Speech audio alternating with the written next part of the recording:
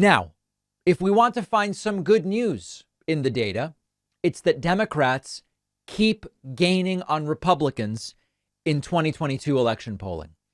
The numbers are not yet a delight, but they're increasingly looking okay.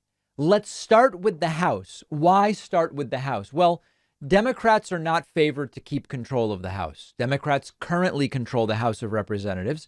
It is likely that they will lose the House of Representatives, but the numbers have been improving for Democrats every single day for months.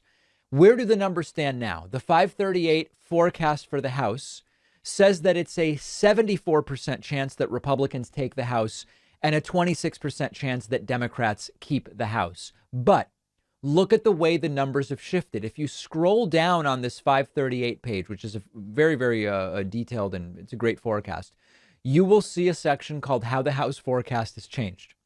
And you will see that in early June, Democrats had a 14% chance of holding the House. That even dropped to 12 in late June, early July. But it has been a steady but, modest surge, almost doubling the odds of Democrats keeping the House, going from actually more than doubling, going from a bottom out of 12 to a 26% chance. Now, remember, things that are 12% likely to happen sometimes happen.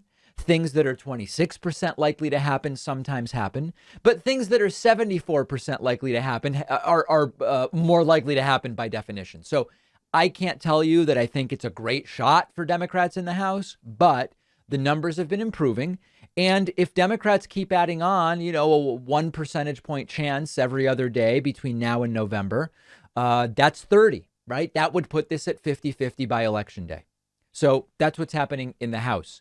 Now, in the Senate, things are looking much better for Democrats. In the Senate, Democrats are now 70% likely to hold control of the Senate, whereas Republicans are only 30% likely. This has gone, last week I told you it was 2-1 in favor of Democrats. It is now 2 1/3 or whatever. It's well beyond 2-1 at this point in time. And again, these are numbers that have improved for Democrats.